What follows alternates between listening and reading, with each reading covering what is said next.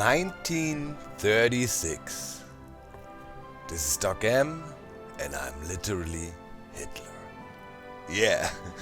So, we're playing Hearts of Iron 4, and we want to answer the everlasting question, what if Adolf Hitler, and it's funny how he's kind of blurred a bit, would have won World War II? Yes, indeed. So, yeah, Hearts of Iron, it's kind of a war simulation game, similar to maybe a bit of Civilization meets other games, and I've been playing it a lot lately, loving the game. It's quite fun, relatively new, if you know Europa Universalis or games like that, it's one of those. And yeah, this is our world map, and we slowly but surely will get into it. And our question is, what if Germany won World War II? That would mean, who were the main opponents of Germany in World War II? Of course, France, the United Kingdom, and the United States. Of course, Russia was involved too, but our strategy will be to prove that Germany could have won World War II. Not that I'm saying that it's good, don't get me wrong. Although I'm literally Hitler. So our plan will be, we want to try to work the United States and boost our party popularity, fascist, and over time hopefully we'll turn the United States into a fascist nation to stop them from entering the war with us. And we're also gonna try to string along like Russia, so they don't invade us, because we're not gonna attack them, and we should be able to avoid Russia attacking us for the longest part. And yeah, in the long run we wanna conquer the UK, and we wanna conquer Paris, and if we France, and if we manage to do that, we consider us the winner of World War II. That's how we're gonna do it. So first of all, we have our army here, but we take care of that in a second. First of all, we need to do some research. Our government is, literally Hitler. It's really funny how they blurred him out a little bit. All the other nations, they don't do that for him. I guess kind of makes sense. If you look at Poland, you have a nice portrait here, and it's pretty accurate, the game, when it comes to history and stuff. So first of all, let's set our national focus. What are we gonna work on? Well, obviously one of the first things Hitler did was to get the Rhineland remilitarized. I don't know if you know, but after World War I, there were a lot of things that Germany was not allowed to do anymore. One thing was to have military in the Rhineland area here, because obviously that's where the Maginot Line was, and where millions died during World War I, and that was one way of France trying to protect themselves from German aggression.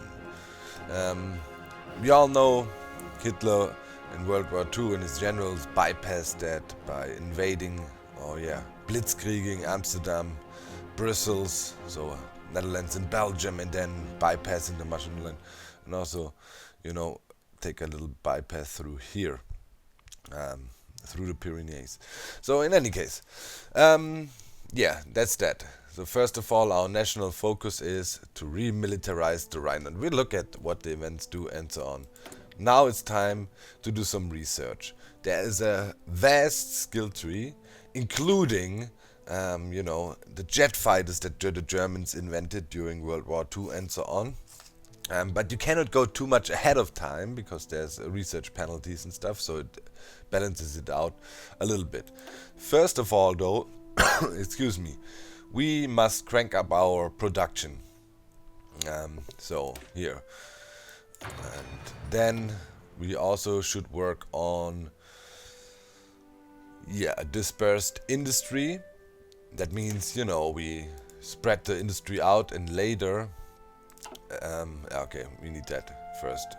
Then we need to lower our construction times. eventually we should start working on synthetic oils already. Very important. You know, because you need certain materials to produce your war machine, right?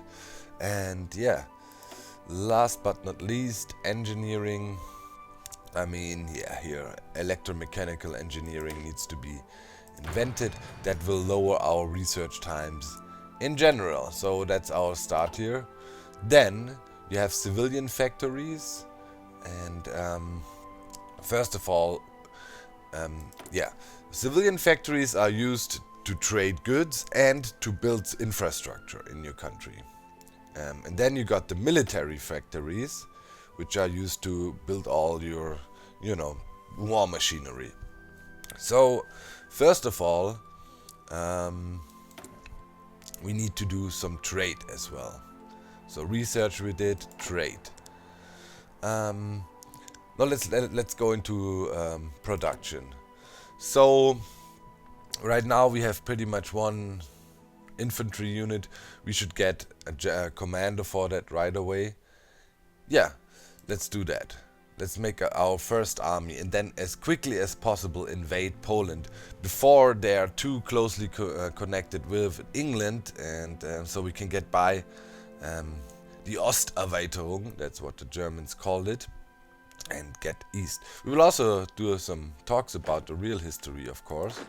So, okay, let's get all our troops. We have a little bit of armored troops here. We also have an SS division here. SS Verfügungstruppe. Those were more the fighting SS guys, not the ones that did the dirty work in the concentration camps.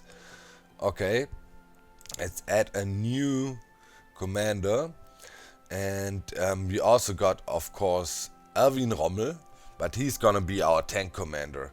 So now we want one that is good, commander for mostly land units. He is good in entrenching. Okay. Yeah, Mannstein, Fortress Buster, probably will be good if we go towards France. Guderian. Yeah, most of our guys are good tank leaders and stuff. Okay, so let's say we use Erich von Manstein, old Prussian general. Okay, he's our leader of our first army, and he's got 20. They always can command 24 units. So yeah, let's grab that guy, add it here, and one of those to make it 24.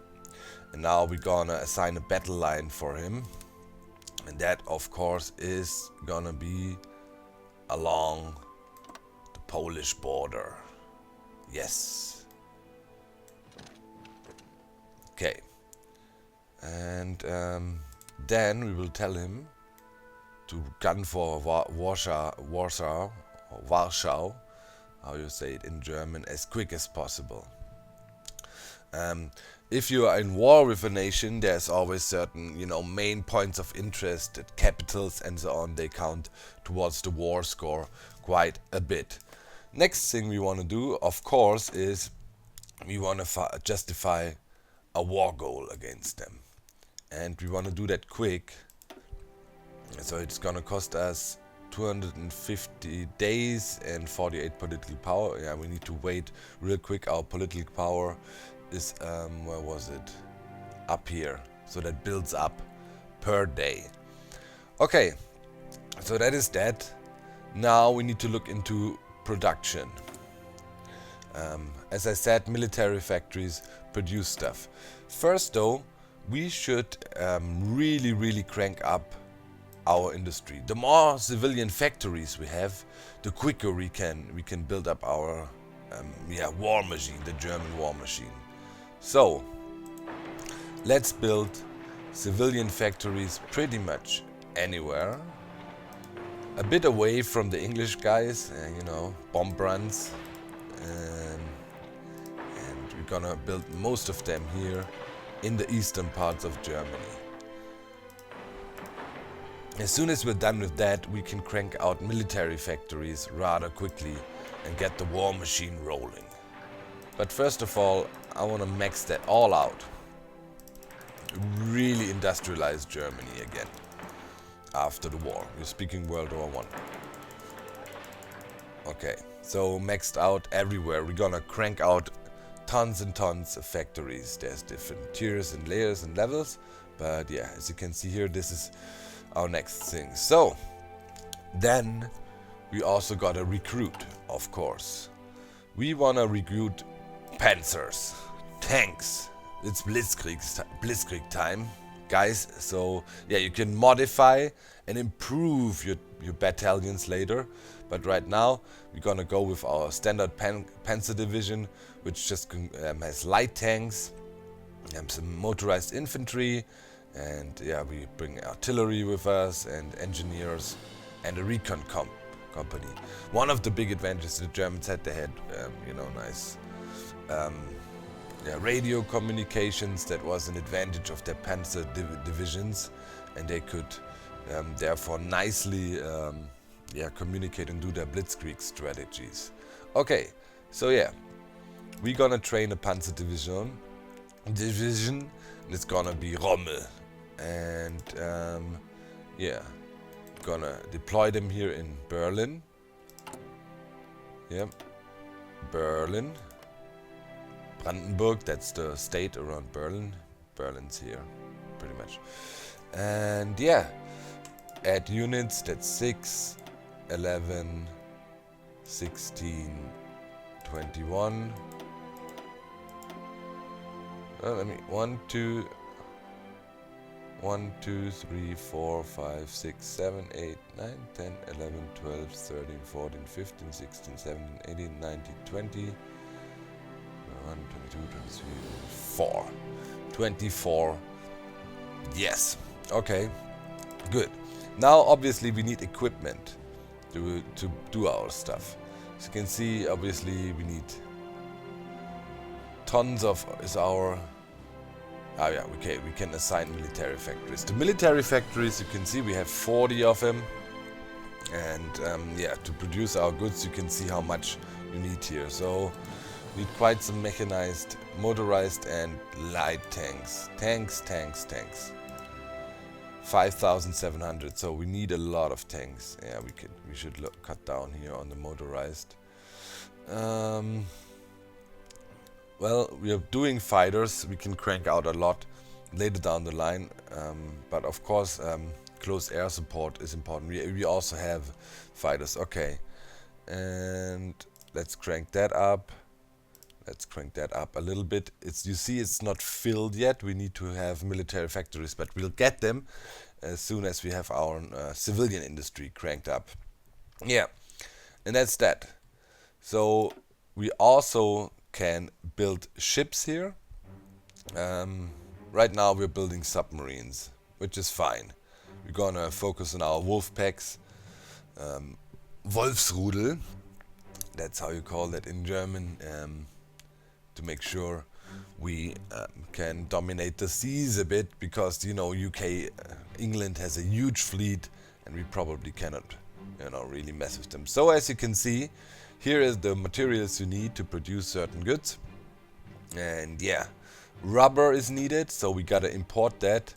Funnily enough, we're not gonna take anything for the Brits, but from the Netherlands we're gonna import that stuff. So that's 8, and it costs you civilian factories to do that. So if you have a lot, that's pretty good. Okay, let's get the 8 we're missing right now. Now we should have a little bit of a surplus as soon as we let the game run again. And we need oil, and oil we're gonna get from the Russians. We're gonna buy 32. That's pretty much covers the 29 we need, otherwise our military production will be slowed down. And yeah, we're done with the preparations. Let's do a little save game and actually assign our troops to this plan here. That's done now, so now they're gonna line up and get battle ready. You can always, you know, attack like spontaneously, but it's good to give your army a plan. We got, yeah, January 1936, and our first goal is to get the 50 military power here as quickly as possible, and yeah, then justify a war goal against Poland. Yes, indeed. And hopefully they are not protected by England yet, and we will not, you know, England will not enter the war right away, and France, and we can play him along a bit, and then we can try the Anschluss, you know, get Austria, and yeah, then we'll see how it develops from there. Important is to play along Russia, to keep them at bay as long as possible so they don't overrun us from the east. Yes, that is the plan. We got 31. We needed 50 to convince the world that we have a justification to invade Poland. We're gonna look at our air support right away. Here in Niederschlesien we have tactical bombers and close air support stationed.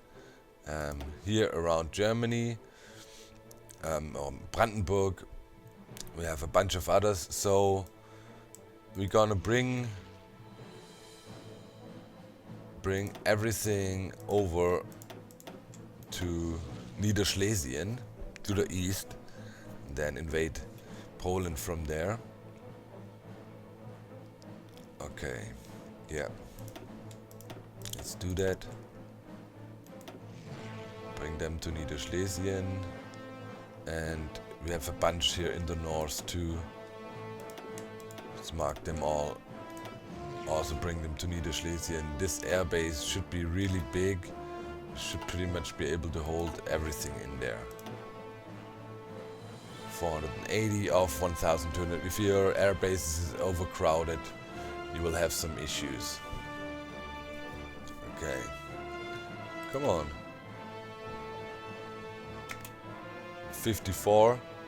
Hey, why are you not rebasing? Go to Niederschlesien. Good. Okay. Oh, we also have some down here in Bavaria. Should also send them to Niederschlesien. Alright. You know, helps us invading Poland. Okay. Now we have enough points. Let's go and forge a claim. Conquer, Posan, whatever. It's gonna take us 50 days, 50 points and 250 days to get ready to rock. Alright, sweet.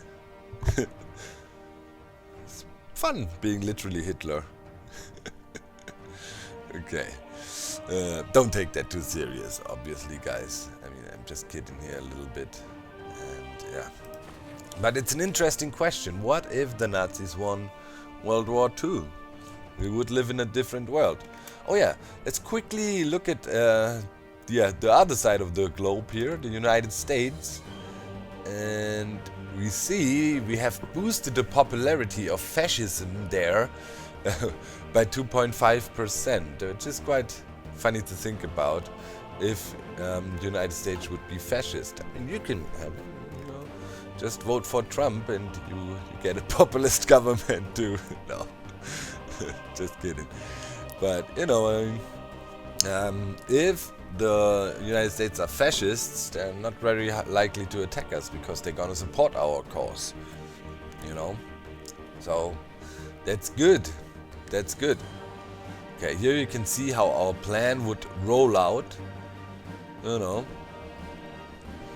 we can also have a small army up here that is East Prussia, Ostpreußen, Danzig, you know, city of Danzig. Okay, so let's make a new army here and give it von Bock is gonna be our commander here, and we're gonna tell him to line up here to And he's mostly, you know, supposed to hold the line here a bit when the Polish try to, yeah, come for us there. So, oh well, we're gonna come for the Polish, but they're gonna try to strike back. There's some cavalry here. Cavalry was actually used in the original invasion of Poland to cover ground quickly. The Blitzkrieg strategies, they were developed a little bit later. But as you can see, the Polish don't have much army and they probably don't expect us to attack.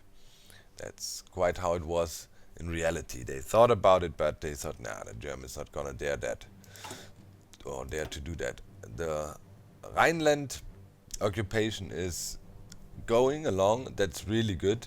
And after that we're gonna build the Reichsautobahn and then Westwall. That's a protective line of fortresses and whatnot against the west, against France, and then industrial effort to crank out our industrialization. Then we probably gonna look for a treaty with the US, you know. Ribbentrop played an important role there. And after that you need a certain amount of troops. It's gonna take us a little bit to get there. We're gonna demand the Anschluss, den Anschluss, which is, yeah, Heim ins Reich, how they were saying. Austria, which is down here, where Hitler was actually born, would join Germany.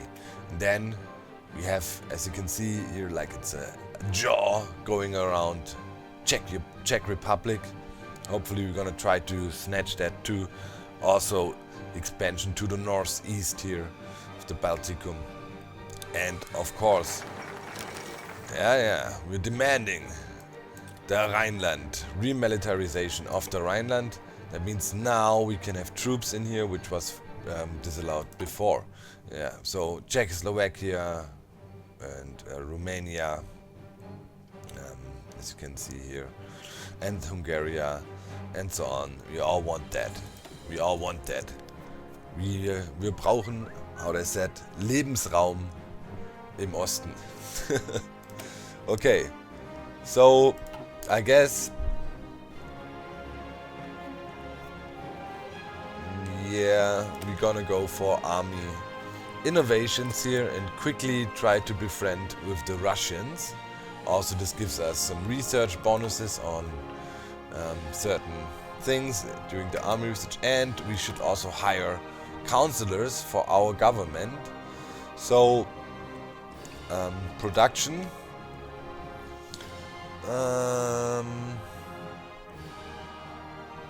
Yeah, it's interesting. Industry. We gonna, yeah, our industrial research time down by 10. Krupp, a huge steel factory, steel dynasty in Germany. You know, also the Nazis used them for propaganda when they were saying hart wie Kruppstahl. That means as tough as Krupp steel. That was one of the propaganda used in a lot of propaganda of the Nazis. Right now, looks like we're getting our claim, and nobody is really saying, "Hey, England or Germany, don't mess with them. We protect them." So that is good, and hopefully we can get away with, taking Poland without other nations taking too much concern about it. I mean, there was a Polish-Russian war after World War I, II, and the Russians were also not really fond of Poland. Only England in reality cared, but it took them a while, and we tried to be quicker. Alright, so, free dockyards, alright. Yeah, let's keep on producing submarines, and let's deploy them away from the Englishmen's and hide it. So there's a bunch of them in Ostprussia.